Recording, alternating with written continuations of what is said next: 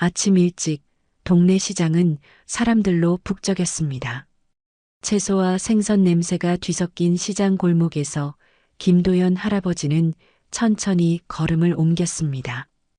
그의 등은 약간 굽었지만 눈빛만은 여전히 날카로웠습니다. 오늘도 그는 평소처럼 장을 보기 위해 나왔습니다. 생활비를 아끼기 위해 늘 시장 구석구석을 돌며 가장 싼 물건을 찾아다니는 것이 그의 일과였습니다.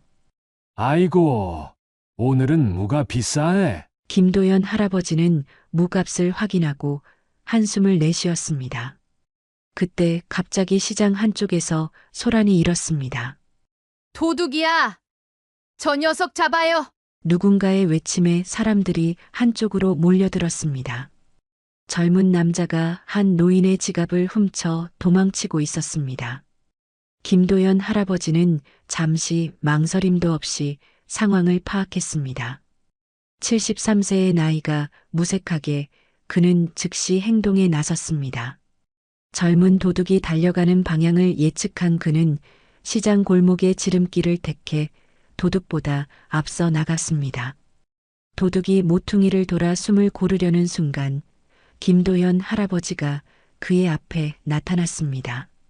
어디 가려고? 당황한 도둑이 몸을 틀어 방향을 바꾸려 했지만 이미 늦었습니다. 김도연 할아버지의 손이 번개처럼 빠르게 도둑의 손목을 움켜쥐었습니다. 그의 손가락이 정확히 경혈점을 눌렀고 도둑의 손에서 지갑이 떨어졌습니다.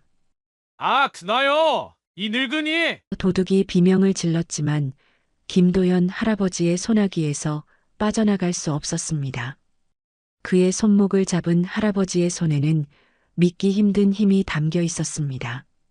도둑의 친구로 보이는 또 다른 젊은이가 재빨리 달려와 김도연 할아버지를 위협했습니다. 이봐요! 노인네! 그 손 놔!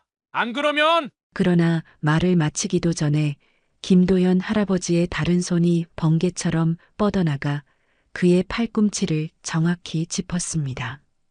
두 번째 도둑은 팔에 갑작스러운 마비가 찾아오는 것을 느끼고 비명을 질렀습니다. 시장 사람들은 놀란 표정으로 상황을 지켜보았습니다. 한 노인이 두 명의 젊은 도둑들을 제압하는 모습은 마치 영화의 한 장면 같았습니다. 경찰 불렀어요. 곧 올 거예요. 누군가가 외쳤습니다. 도둑들은 겁에 질려 몸부림쳤지만 김도연 할아버지의 소나기에서 벗어날 수 없었습니다. 그는 여전히 평온한 표정으로 두 도둑을 움직이지 못하게 붙들고 있었습니다. 곧 경찰이 도착하고 도둑들은 연행되었습니다. 어르신, 어떻게 이런... 지갑을 도난당했던 할머니가 다가와 감격에 찬 목소리로 말했습니다. 김도연 할아버지는 겸손하게 고개를 저었습니다. 별거 아닙니다. 젊었을 때 잠깐 태권도를 배웠을 뿐이에요. 그의 대답은 간결했지만 그의 움직임은 단순한 태권도 실력으로는 설명되지 않는 무언가가 있었습니다. 사람들이 흩어지기 시작할 때 한 중년 남성이 김도연 할아버지에게 다가왔습니다. 그는 시장에서 약국을 운영하는 이진우 약사였습니다. 할아버지, 정말 대단하십니다. 그런데 그건 태권도가 아니었죠? 이진우 약사의 눈빛에는 의미심장한 빛이 어려 있었습니다. 김도연 할아버지는 잠시 이진우의 눈을 살폈습니다. 그의 눈빛이 순간 날카로워졌다가 이내 평온을 되찾았습니다.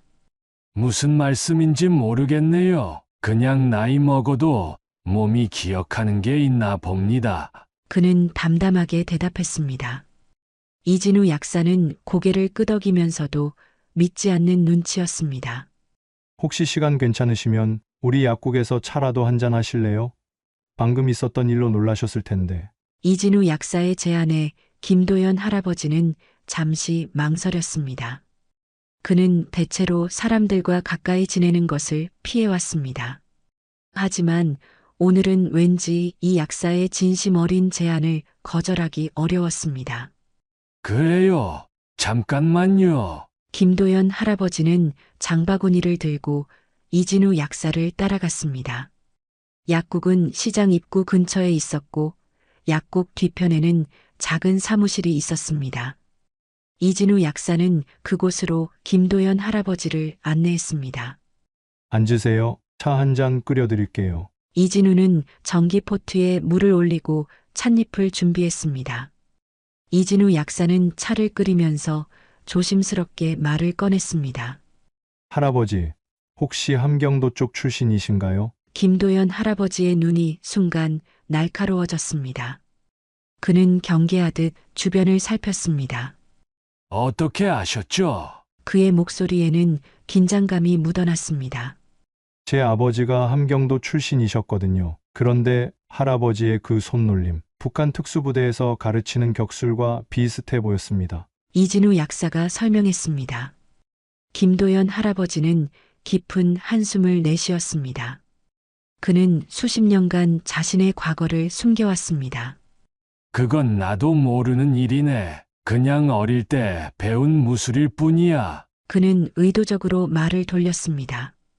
차를 따르며 이진우 약사는 계속해서 말을 이어갔습니다. 사실 드릴 말씀이 있어서요. 제 아버지가 돌아가시기 전에 부탁하신 게 있습니다. 그의 목소리는 진지해졌습니다. 아버지께서 1976년에 북한에서 탈출하셨는데 그때 도움을 주신 분을 찾고 계셨거든요. 김도연 할아버지의 손이 미세하게 떨렸습니다. 그는 차를 받아들고 한 모금 마시며 생각에 잠겼습니다. 1976년 그때 나는 그는 말을 멈추고 창밖을 바라보았습니다. 이진우 약사는 김도연 할아버지의 반응을 주의 깊게 관찰했습니다. 아버지께서 늘 말씀하셨어요. 그분이 아니었다면 우리 가족은 결코 자유를 찾지 못했을 거라고. 그는 서랍에서 낡은 사진 한 장을 꺼냈습니다. 이건 아버지가 간직하던 유일한 사진입니다. 탈출 직전에 찍은 것이라고 하셨어요. 김도연 할아버지는 떨리는 손으로 사진을 받아들었습니다. 흑백 사진 속에는 젊은 남자와 여자, 그리고 10살 정도로 보이는 소년이 보였습니다. 배경은 낮은 산과 작은 마을이었습니다. 그의 눈빛이 복잡하게 변했습니다. 이 사진을 그의 목소리가 잠시 떨렸습니다. 아버지 이름은 이태호였습니다. 약학 연구원이셨죠? 어머니는 김순자, 그리고 제가 이 사진 속의 소년입니다. 이진우가 설명했습니다. 아버지께서는 특별히 기억나는 표식이 있다고 하셨어요. 그분의 왼쪽 귀 뒤에 작은 흉터가 있을 거라고. 김도연 할아버지의 손이 무의식적으로 왼쪽 귀 뒤로 향했습니다. 그곳에는 오래된 흉터가 있었습니다. 그의 눈에서 복잡한 감정이 교차했습니다. 글쎄요. 이런 흉터는 많은 사람들이 가지고 있을 수 있지요. 김도연 할아버지는 평온한 척하려 했지만 그의 목소리에는 미묘한 떨림이 있었습니다. 이진우 약사는 더 가까이 다가와 조용히 말했습니다. 아버지께서 또 한 가지 말씀하셨어요. 그분은 두견세라는 암호명을 쓰셨다고요. 그 말에 김도연 할아버지의 얼굴이 창백해졌습니다. 두견세는 40년 전 그가 북파 공작원으로 활동할 때 사용했던 암호명이었습니다. 그것은 극소수의 사람들만 알고 있는 기밀이었습니다. 어떻게 그걸 알지? 김도연 할아버지의 입에서 작은 탄식이 새어나왔습니다. 이진우 약사의 눈에 눈물이 고였습니다. 그럼 정말 할아버지가 그분이셨군요. 그는 깊이 고개를 숙였습니다. 아버지께서 평생 찾고 싶어 하셨던 은인이 바로 여기 계셨다니. 김도연 할아버지는 한동안 침묵했습니다. 수십 년간 간직해온 비밀이 이렇게 드러날 줄은 생각하지 못했습니다. 너희 아버지 이태호 박사 약학 연구원이었지. 북한에서 중요한 항생제를 연구하고 있었어. 그는 마침내 입을 열었습니다. 맞습니다. 아버지는 항생제 연구의 선구자였어요. 남한에 와서도 그 연구를 계속하셨고 많은 사람들의 생명을 구했죠. 이진우의 목소리는 자부심으로 가득했습니다. 할아버지 덕분에 우리 가족이 새 삶을 살 수 있었어요. 김도연 할아버지는 창밖을 바라보며 깊은 생각에 잠겼습니다. 그의 마음속에서는 40년 전의 기억이 마치 어제 일처럼 생생하게 떠올랐습니다. 그때는 임무였을 뿐이야. 특별한 일을 한 것도 아니고. 그는 담담하게 말했지만 그의 눈빛에는 오랜 세월의 무게가 담겨 있었습니다. 아버지는 그렇게 생각하지 않으셨어요. 할아버지께서 목숨을 걸고 우리를 구해주셨다고 늘 말씀하셨죠. 특히 강을 건널 때. 이진우의 말에 김도연 할아버지의 눈이 깊어졌습니다. 그날 밤을 기억하니? 김도연 할아버지가 물었습니다. 희미하게요. 제가 어렸을 때라. 하지만 강물이 차갑던 느낌, 그리고 등에 엎여 있던 기억은 선명합니다. 할아버지께서 저를 업고 강을 건너셨죠. 이진우의 목소리에는 깊은 감사함이 묻어났습니다. 김도연 할아버지는 깊은 한숨을 내쉬었습니다. 그날 밤은 내 평생 잊을 수 없는 밤이었지. 그는 천천히 말을 이어갔습니다. 당시 난 북파공작원 제3지대 소속이었어. 두견세 작전은 이태호 박사와 그의 가족을 안전하게 데려오는 임무였지. 너무 중요한 임무였기에 내가 직접 맡았던 거야. 이진우 약사는 숨을 죽이며 듣고 있었습니다. 그의 눈에는 경외심이 가득했습니다. 그날 밤 우리는 약속된 장소에서 만났어. 너희 가족은 작은 배낭 하나씩만 들고 있었지.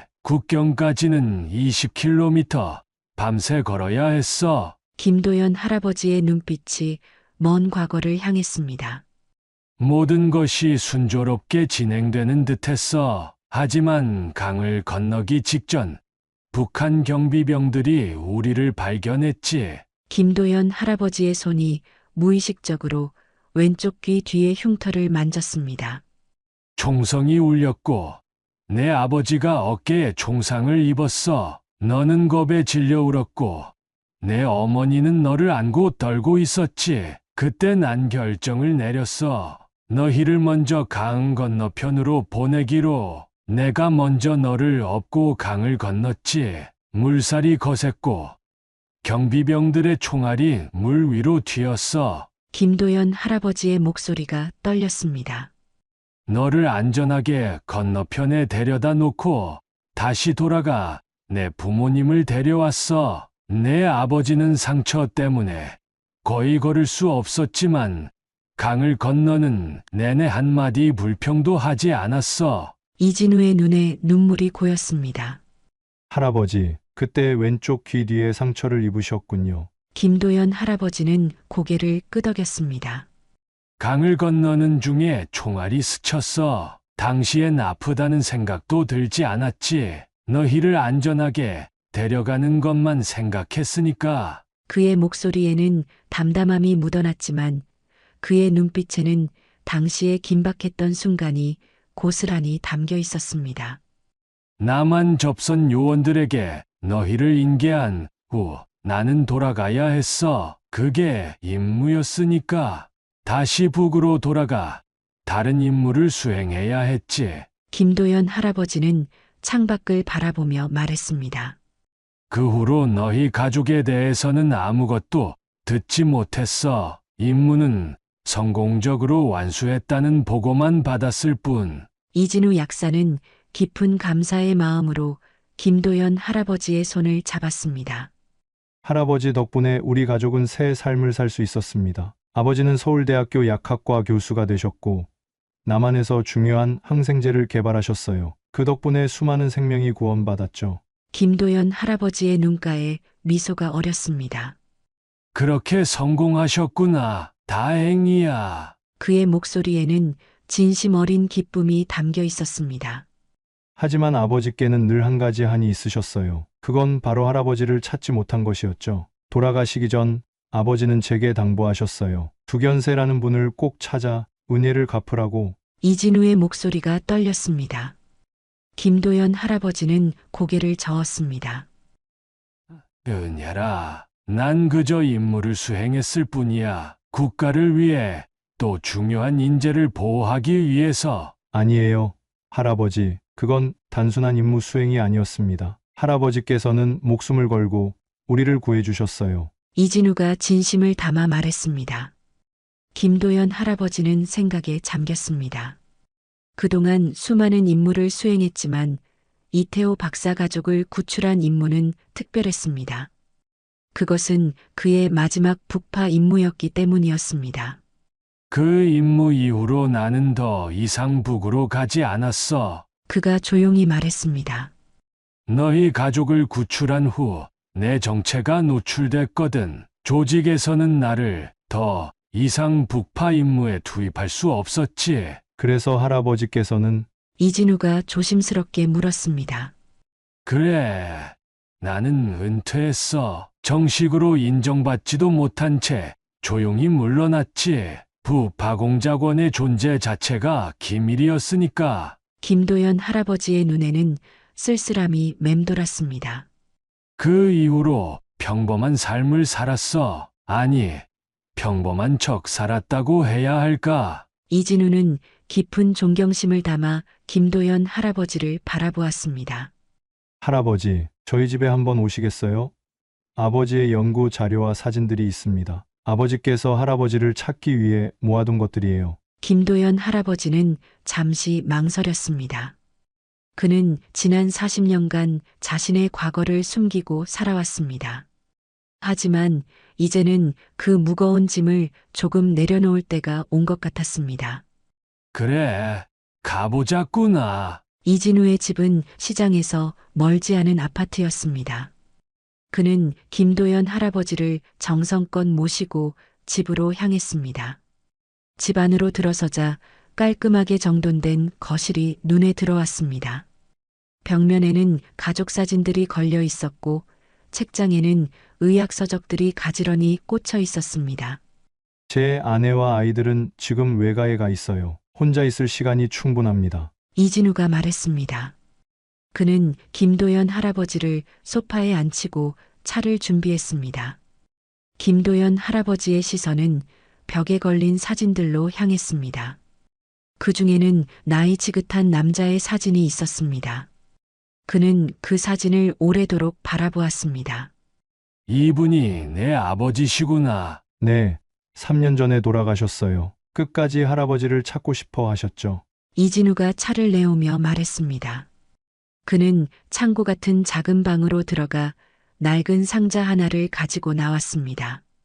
이건 아버지께서 남기신 것들입니다. 상자 안에는 여러 문서들과 노트, 그리고 오래된 사진들이 들어 있었습니다. 이진우는 그중 노란 봉투 하나를 조심스럽게 꺼냈습니다. 이건 아버지께서 두견새를 찾으면 전해달라고 하신 편지입니다. 김도연 할아버지는 떨리는 손으로 봉투를 받았습니다. 봉투 위에는 두견새에게라고 정성스럽게 적혀 있었습니다. 그는 봉투를 조심스럽게 열고 편지를 꺼냈습니다. 누렇게 변색된 종이에는 깔끔한 필체로 글이 적혀 있었습니다. 두견새님께 만약 이 편지가 당신의 손에 닿는다면 그것은 기적과도 같은 일일 것입니다. 저는 이태호입니다. 1976년 그날 밤 당신이 저희 가족을 목숨 걸고 구해주셨지요. 저는 그날의 기억을 평생 잊지 못합니다. 차가운 강물, 어둠 속의 총성, 그리고 당신의 용기. 당신이 아니었다면 우리 가족은 자유를 얻지 못했을 것입니다. 당신의 희생 덕분에 저는 연구를 계속할 수 있었고 많은 생명을 구하는 약을 개발할 수 있었습니다. 저는 늘 당신을 찾고 싶었습니다. 은혜를 갚고 싶었습니다. 하지만 당신의 신원은 국가 기밀이었기에 찾을 수 없었습니다. 이 편지가 당신에게 전달될 수 있을지 모르지만 혹시라도 전달된다면 한 가지 꼭 알려드리고 싶습니다. 당신의 희생은 헛되지 않았습니다. 당신이 구한 한 가족이 수많은 다른 생명들을 구했습니다. 선한 영향력은 그렇게 이어지는 것이겠지요. 영원한 감사를 담아 이태호 드림. 김도연 할아버지의 눈에서 눈물이 흘러내렸습니다. 40년이 넘는 세월 동안 그는 자신의 임무가 과연 의미 있었는지 의문을 품고 살아왔습니다. 국가로부터 제대로 인정받지 못했고 그의 희생은 역사 속에 묻혀버렸습니다. 하지만 이 편지는 그에게 그의 인생이 결코 헛되지 않았음을 알려주고 있었습니다. 김도연 할아버지는 손등으로 눈물을 훔쳤습니다. 그는 오랜 시간 자신의 감정을 억누르고 살아왔지만 이 순간만큼은 감정을 숨길 수 없었습니다. 네, 아버지. 정말 훌륭한 분이셨구나. 그의 목소리는 감정으로 떨렸습니다. 이진우는 상자에서 낡은 신문 기사들을 꺼냈습니다. 이것 보세요. 할아버지, 아버지께서 개발하신 항생제 덕분에 80년대 중반 전염병 확산을 막을 수 있었어요. 수천 명의 생명이 구원받았죠. 기사들에는 이태호 박사의 업적과 그가 받은 상들이 소개되어 있었습니다. 그리고 이건 이진우는 조심스럽게 작은 상자를 열었습니다. 그 안에는 낡은 군번줄이 있었습니다. 아버지께서 탈출 당시 할아버지께서 잠시 맡겨주셨다고 하셨어요. 돌려드리지 못했다며 항상 간직하고 계셨죠. 김도연 할아버지는 군번줄을 받아들었습니다. 그것은 그가 북파 공작원으로 활동할 때 사용했던 것이었습니다. 군번줄에는 두견세라는 암호명이 희미하게 새겨져 있었습니다. 그때 강을 건너면서 이걸 풀어 내 팔에 묶어줬지. 물살이 너무 세서 너를 놓칠까봐 걱정했었어. 네, 아버지께서 그 이야기를 자주 해주셨어요. 할아버지께서 저를 업고 강을 건너면서도 계속 격려해 주셨다고요. 괜찮아. 곧 안전한 곳에 도착할 거야. 용감하게 참아라. 그렇게 말씀하셨다고요. 이진우의 눈에도 눈물이 고였습니다. 김도연 할아버지와 이진우는 밤늦게까지 이야기를 나누었습니다. 김도연은 자신의 북파 공작원 시절 이야기를 조금씩 들려주었고 이진우는 아버지의 연구와 가족의 역사를 이야기했습니다. 그들 사이에는 40년의 시간을 뛰어넘는 특별한 유대감이 형성되고 있었습니다. 그때 임무를 마치고 돌아왔을 때 아무도 알아주지 않았어. 김도연 할아버지가 깊은 한숨을 내쉬었습니다. 북파공작원은 영웅이 아니었어. 그저 그림자 속에 숨어 살아야 했지. 나라를 위해 목숨을 걸었지만 공로는 인정받지 못했어. 이진우는 존경심 어린 눈빛으로 김도연 할아버지를 바라보았습니다. 할아버지, 아버지께서 늘 말씀하셨어요. 진정한 영웅은 칭찬을 바라지 않는 사람이라고. 할아버지야말로 진정한 영웅이십니다. 다음 날 이진우는 김도연 할아버지를 자신의 약국으로 초대했습니다. 약국은 지역 주민들로 붐볐고 이진우는 환자들에게 친절하게 약을 조제해주고 있었습니다. 김도연 할아버지는 구석에 앉아 그 모습을 지켜보았습니다.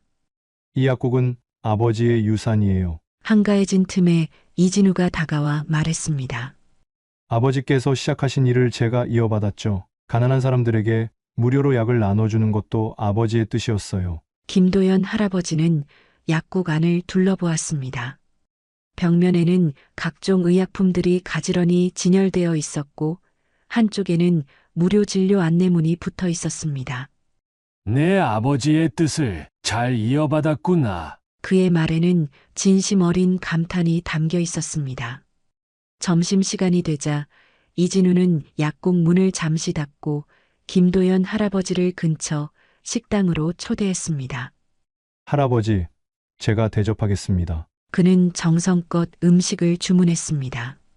할아버지, 사실 드릴 말씀이 하나 더 있습니다. 이진우가 조심스럽게 말을 꺼냈습니다. 최근에 정부에서 북파공작원 명예회복 법안이 통과됐다는 소식 들으셨나요? 김도연 할아버지의 눈이 커졌습니다. 들었지만 나 같은 사람이 인정받을 수 있을까 싶어 관심을 두지 않았어. 제가 알아봤습니다. 할아버지 같은 분들을 위한 정부 지원 프로그램이 있어요. 명예회복과 함께 보상금도 지급된다고 합니다. 이진우의 목소리에는 희망이 담겨 있었습니다. 김도연 할아버지는 깊은 생각에 잠겼습니다. 40년 이상 숨겨온 자신의 정체를 공개한다는 것은 쉬운 결정이 아니었습니다. 나는 그런 게 필요하지 않아. 내가 한 일은 국가를 위한 것이었으니까. 이진우는 이해한다는 듯 고개를 끄덕였습니다. 할아버지의 마음을 존중합니다. 하지만 언제든지 마음이 바뀌시면 제가 도와드릴게요. 그는 잠시 침묵했다가 이어 말했습니다. 사실 제가 할아버지를 찾은 것은 단순히 감사를 전하기 위해서만은 아닙니다. 다른 이유도 있어요. 김도연 할아버지는 호기심 어린 눈빛으로 이진우를 바라보았습니다. 다른 이유라니? 이진우는 깊은 숨을 들이쉬었습니다. 제가 약사로서 할아버지의 건강 상태가 걱정됩니다. 어제 할아버지께서 시장에서 그 젊은이들을 제압하실 때 잠시 숨이 가빠지는 모습을 봤어요. 김도연 할아버지는 웃으려 했지만 그의 웃음은 억지스러워 보였습니다. 나이 든 사람이 그 정도 활동을 하면 당연히 숨이 찰 수밖에. 할아버지, 제가 의사는 아니지만 약사로서 직업적 판단으로는 병원에서 검진을 받아보셨으면 해요. 제가 아는 좋은 의사 선생님께 소개해 드릴 수 있습니다. 이진우의 목소리는 진심 어린 걱정이 담겨 있었습니다. 김도연 할아버지는 한숨을 내쉬었습니다. 사실 최근에 가슴이 자주 아프고 숨이 차더구나. 나이 탓이라고 생각했는데. 이진우는 걱정스러운 표정으로 김도연 할아버지를 바라보았습니다. 할아버지, 내일 제 친구가 운영하는 병원에 모시고 가겠습니다. 최신 장비로 정밀 검사를 받으실 수 있어요. 그는 진심 어린 목소리로 말했습니다. 아버지를 잃은 후 또 다른 소중한 분을 잃고 싶지 않습니다. 김도연 할아버지는 이진우의 진심 어린 걱정에 마음이 움직였습니다. 그는 평생 혼자 살아왔고 자신을 진정으로 걱정해주는 사람이 없었습니다. 그래, 내 말이 맞구나. 검사를 받아보자. 다음 날 이진우는 약국 문을 잠시 닫고 김도연 할아버지를 병원으로 모셨습니다. 병원에서는 심전도, 혈액검사, CT 스캔 등 여러 검사가 이루어졌습니다. 김도연 할아버지는 병원 침대에 누워 검사를 받으면서 문득 자신의 삶을 돌아보았습니다. 북파 공작원으로 활동하던 시절, 그는 수없이 죽음의 위기를 넘겼습니다. 하지만 이제 그를 위협하는 것은 적의 총이 아닌 자신의 낡은 몸이었습니다. 검사 결과가 나왔고 의사는 심각한 표정으로 진단 결과를 설명했습니다. 김도연님, 심장에 문제가 있습니다. 관상동맥 협착증이 상당히 진행되었고 심장 근육에도 손상이 있어요. 게다가 의사는 잠시 말을 멈추고 CT 영상을 가리켰습니다. 여기 보이는 것은 옛날 부상의 흔적입니다. 금속 파편이 심장 근처에 있어요. 김도연 할아버지의 눈이 깜빡였습니다.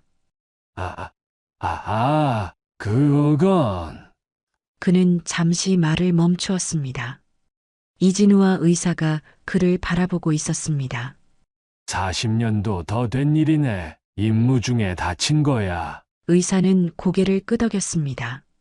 파편이 최근에 이동한 흔적이 보입니다. 이것이 심장 문제를 악화시키고 있어요. 수술이 필요합니다. 이진우는 충격을 받은 듯 김도연 할아버지의 손을 꼭 잡았습니다. 수술이요? 얼마나 위험한가요? 나이를 고려하면 위험도가 있지만 하지 않으면 더 위험합니다. 파편이 조금만 더 이동하면 주요 혈관을 손상시킬 수 있어요. 의사가 설명했습니다. 병원을 나오는 길에 김도연 할아버지는 조용했습니다. 그는 창밖을 바라보며 깊은 생각에 잠겼습니다. 이진우가 조심스럽게 물었습니다. 할아버지, 괜찮으세요? 괜찮아. 김도연 할아버지가 담담하게 대답했습니다. 죽음이 두렵지는 않아. 나는 이미 수십 번 죽음과 마주했으니까. 다만, 그는 잠시 말을 멈추고 이진우를 바라보았습니다. 내가 나를 찾아준 것이 기적처럼 느껴져. 이제야 내 인생에 의미가 있었다는 걸 알게 됐는데, 떠나야 한다니. 이진우의 눈에 결의가 서렸습니다. 할아버지, 절대 포기하지 마세요. 제가 최선을 다해 도와드리겠습니다. 이 수술은 반드시 성공할 거예요. 그의 목소리에는 확신이 가득했습니다. 아버지께서 평생 이루지 못한 소원이었어요. 할아버지를 찾아 은혜를 갚는 것. 이제 그 기회가 제게 왔네요. 김도연 할아버지는 이진우의 얼굴을 오래도록 바라보았습니다. 그의 눈에는 40년 정강을 건너며 업었던 어린 소년의 모습이 겹쳐 보였습니다. 이렇게 너를 다시 만나게 될 줄은 몰랐구나. 내가 이렇게 훌륭한 사람으로 자랐다니. 집으로 돌아오는 길에 이진우는 결심한 듯 말했습니다. 할아버지, 제 집으로 이사 오시면 어떨까요? 수술 전후로 제가 돌봐드릴 수 있을 거예요. 김도연 할아버지는 잠시 망설였습니다. 그는 평생 혼자 살아왔고 누군가에게 의지하는 것을 불편해했습니다. 하지만 이진우의 진심 어린 제안에 마음이 움직였습니다. 그래도 되겠니? 내가 배가 되지 않을까? 전혀요. 오히려 저희 가족에게는 큰 기쁨입니다. 아이들도 새로운 할아버지가 생긴다고 좋아할 거예요. 이진우가 미소를 지었습니다. 그렇게 김도연 할아버지는 이진우의 집으로 이사하게 되었습니다. 그의 작은 방 한 칸짜리 집에서의 고독한 삶은 끝이 났고 새로운 가족과의 생활이 시작되었습니다. 수술일이 다가왔습니다. 이진우는 최고의 심장 전문의를 찾아 상담했고 수술 비용도 모두 자신이 부담하겠다고 나섰습니다. 김도연 할아버지는 처음에는 거절했지만 이진우의 진심 어린 설득에 결국 허락했습니다. 수술 전날 밤 김도연 할아버지는 이진우의 집 게스트룸에서 창밖을 바라보며 생각에 잠겼습니다. 문득 노크 소리가 들렸고 이진우가 차 한 잔을 들고 들어왔습니다. 할아버지, 잠은 좀 주무셨어요? 이진우가 조심스럽게 물었습니다. 아니, 잠이 잘 오지 않는구나. 김도연 할아버지가 대답했습니다. 내일 수술 사실 조금 불안하기도 하고. 이진우는 차를 내려놓고 김도연 할아버지 옆에 앉았습니다. 걱정 마세요. 의료진들이 최선을 다할 거예요. 할아버지께서는 북한 특수부대의 총알도 피하셨는데 이 정도는 문제 없으실 거예요. 그가 미소를 지었습니다. 김도연 할아버지도 미소를 돌려주었지만 그의 눈빛은 깊은 생각에 잠겨 있었습니다.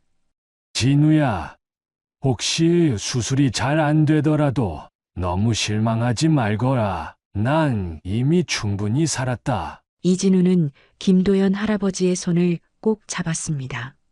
그런 말씀 마세요. 할아버지께서는 반드시 회복하실 겁니다. 그리고 그는 잠시 말을 멈추었다가 이어 말했습니다. 할아버지께서 제게 들려주실 이야기가 아직 많이 남아있잖아요. 북파 공작원으로서의 경험들, 할아버지의 젊은 시절 이야기. 김도연 할아버지는 깊은 생각에 잠겼습니다. 그는 평생 자신의 과거에 대해 말하지 않고 살아왔습니다. 하지만 이제 그 오랜 침묵을 깨고 싶었습니다. 그래, 내 말이 맞구나. 아직 할 이야기가 많아. 다음 날 아침 김도연 할아버지는 병원으로 향했습니다. 수술실로 들어가기 전 그는 이진우에게 마지막 말을 건넸습니다. 진우야, 만약을 대비해 내 집 열쇠를 줄게. 서랍장 맨 아래 칸에 작은 상자가 있어. 거기 내 과거에 대한 기록이 있으니 나중에 한번 읽어보렴. 이진우는 말없이 고개를 끄덕였습니다. 그의 눈에는 눈물이 고여 있었지만 강한 모습을 보여주기 위해 억누르고 있었습니다. 수술은 6시간 동안 진행되었습니다. 의료진은 김도연 할아버지의 심장 근처에 있던 파편을 조심스럽게 제거하고 관상동맥 우회수를 시행했습니다. 수술은 예상보다 복잡했지만 의사들은 최선을 다했습니다. 마침내 수술이 끝나고 의사가 대기실로 나왔습니다. 이진우는 초조하게 의사의 얼굴을 살폈습니다. 수술은 성공적이었습니다. 의사가 안도의 미소를 지으며 말했습니다. 파편을 완전히 제거했고 관상동맥 우회술도 잘 이루어졌어요. 물론 나이를 고려하면 회복에 시간이 걸리겠지만 예상보다 환자분의 상태가 좋습니다. 이진우는 안도의 한숨을 내쉬었습니다. 정말 감사합니다, 선생님. 흥미로운 것은 의사가 덧붙였습니다. 파편이 군용 총알의 일부로 보입니다. 보통 민간인에게서는 볼 수 없는 종류죠. 김 선생님께서는 특별한 과거가 있으신 것 같습니다. 이진우는 담담하게 대답했습니다. 네, 그분은 정말 특별한 분이십니다. 중환자실에서 김도연 할아버지는 천천히 의식을 되찾았습니다. 눈을 뜨자 그의 침대 옆에서 이진우가 지켜보고 있었습니다. 할아버지, 들리세요? 수술이 성공했어요. 김도연 할아버지는 희미하게 미소를 지었습니다. 그의 입술이 움직였지만 목소리는 너무 약해 들리지 않았습니다. 이진우는 몸을 숙여 귀를 기울였습니다. 내가 살았구나. 김도연 할아버지가 속삭였습니다. 김도연 할아버지의 회복은 의사들의 예상보다 빨랐습니다. 그의 강인한 정신력과 이진우 가족의 정성 어린 간호 덕분이었습니다. 수술 후 2주가 지나자 그는 병원에서 퇴원하여 이진우의 집으로 돌아왔습니다. 할아버지, 이제 무리하지 마시고 천천히 회복에 집중하세요. 이진우가 김도연 할아버지를 침대에 눕히며 말했습니다.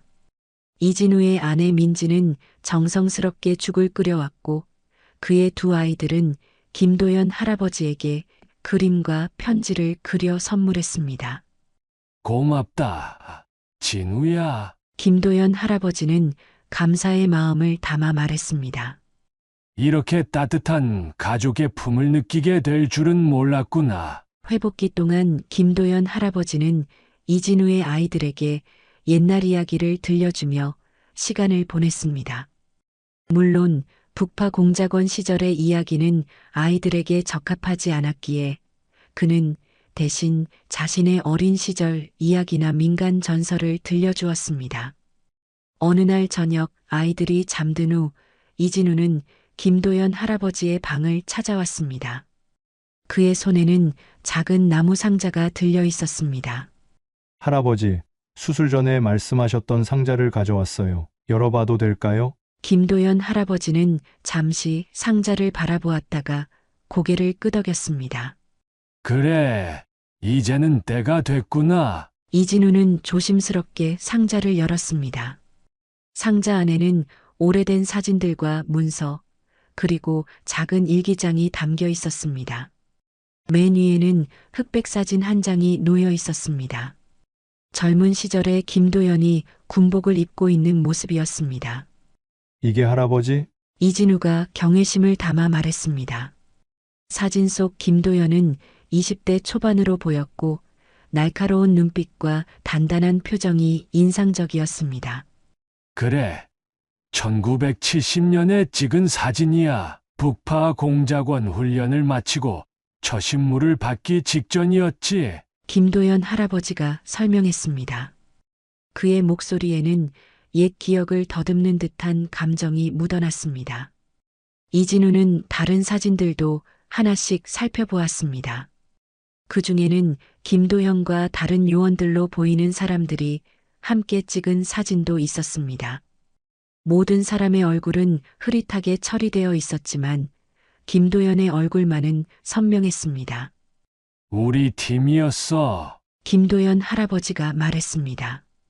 이 중 절반은 임무 중에 돌아오지 못했지. 북으로 간 많은 요원들이 그렇게 사라졌어. 이진우는 일기장을 조심스럽게 펼쳤습니다. 그 안에는 김도연의 손글씨로 여러 임무에 대한 기록이 담겨 있었습니다. 임무 내용은 암호로 적혀 있었지만 김도연의 감정과 생각은 솔직하게 표현되어 있었습니다.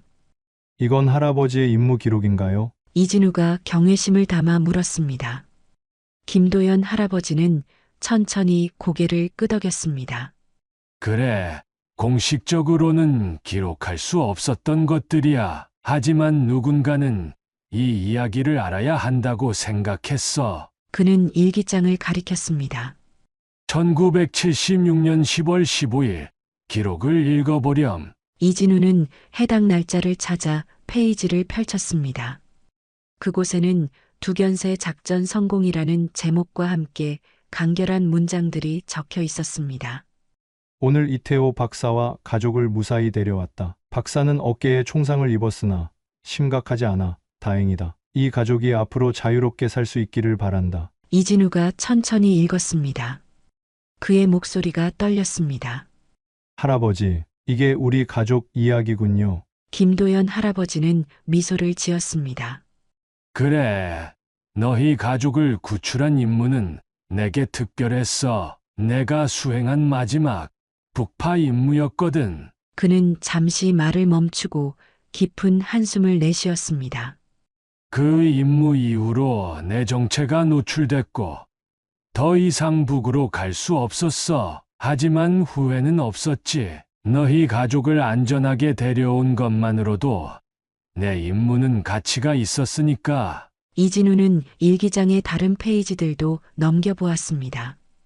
각 임무마다 간결하지만 생생한 기록이 남아 있었습니다. 때로는 성공의 기쁨이, 때로는 동료를 잃은 슬픔이 묻어나는 글들이었습니다.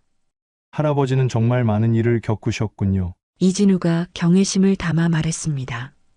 김도연 할아버지는 창밖을 바라보며 말했습니다. 나 같은 사람이 많았어. 우리는 그림자 속에서 국가를 위해 목숨을 걸었지. 아무도 알아주지 않았고 인정받지도 못했지만 그의 목소리가 잠시 떨렸습니다. 하지만 그건 중요하지 않았어. 우리가 한 일이 의미 있다는 걸 알고 있었으니까. 이진우는 상자 바닥에서 작은 봉투 하나를 발견했습니다. 그 안에는 오래된 훈장이 들어 있었습니다.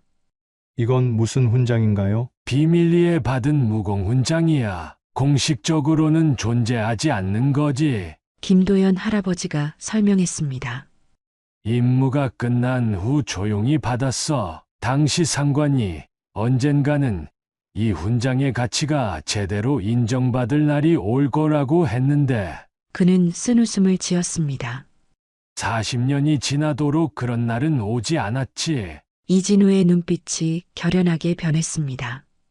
이제 그날이 왔습니다, 할아버지. 최근에 통과된 북파공작원 명예회복 법안을 아시잖아요. 할아버지의 희생과 공로가 마땅히 인정받을 수 있도록 제가 돕겠습니다. 김도연 할아버지는 망설이는 기색이 역력했습니다.